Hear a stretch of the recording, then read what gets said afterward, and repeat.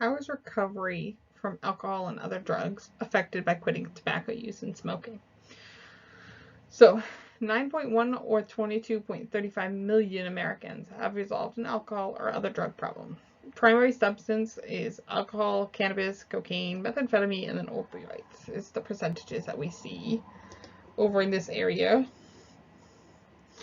And then the sample 60% male, 45% age 25 to 49 years of age, 61 non-Hispanic white, 14% black, and 17% Hispanic, 48 employed, and 46 living with family or relatives.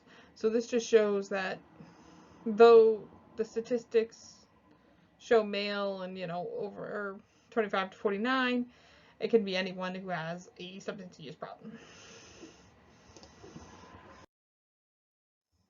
Many people who are diagnosed with co-occurring substance use tobacco.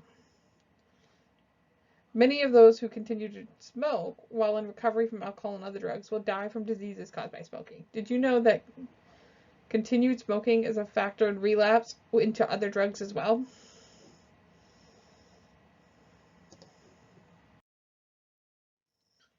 Quitting tobacco and recovery from other substances. Quitting tobacco does not have to worsen the treatment for other substances. Quitting smoking and tobacco use may help people with their recovery from other substances.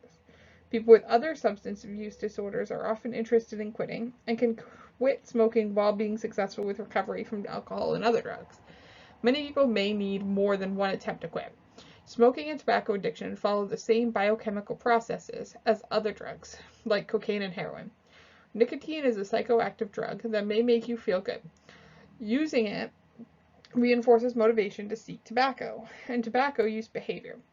Many people experience withdrawal, then they stop using tobacco. Using tobacco can temporarily relieve anxiety, stress, including healthy lifestyle changes that will bring a better quality of life and produce pleasure without smoking.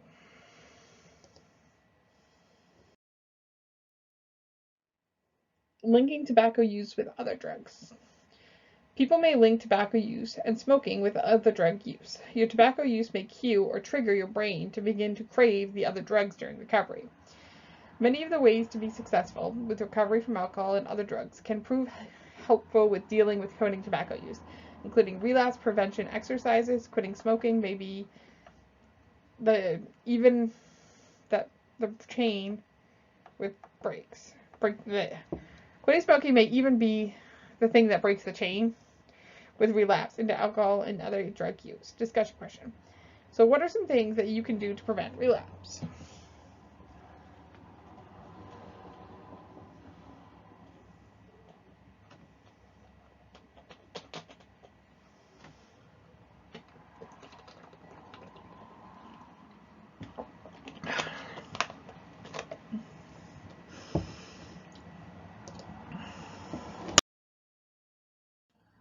Self-help supports, attending a Nicotine Anonymous meeting or a Dual Recovery Anonymous meeting can be helpful and is worth considering.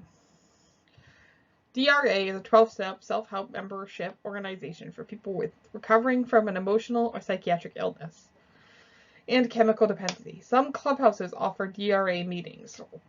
Some other 12-step meetings in the community that you may want to consider include Alcoholics Anonymous and Narcotics Anonymous meetings.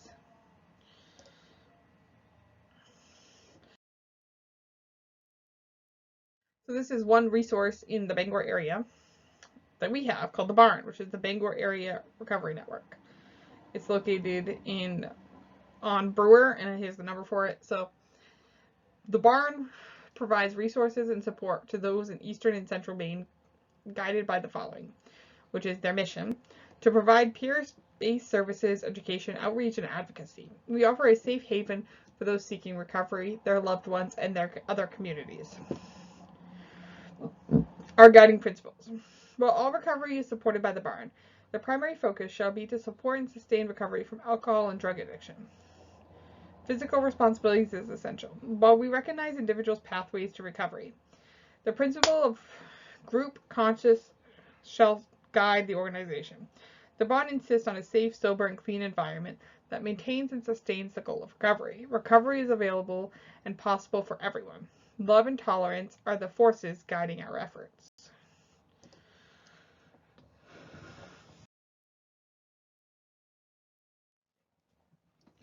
So what has research shown? Smoking makes it harder for the brain blood flow to recover from long-term heavy drinking. Prolonged and excessive alcohol consumption is bad for your brain, but a combination of alcohol with smoking is worse. Quitting smoking is associated with recovery from alcohol dependence. There are longer periods of drug and alcohol abstinence with smoking cessations. Significant better recovery rates at 12 months in non-tobacco users than tobacco users, especially if the drug of choice was alcohol or narcotics. Smoking cessation interventions provided during addiction treatment were associated with 25% increased likelihood of long-term abstinence from alcohol and illicit drugs.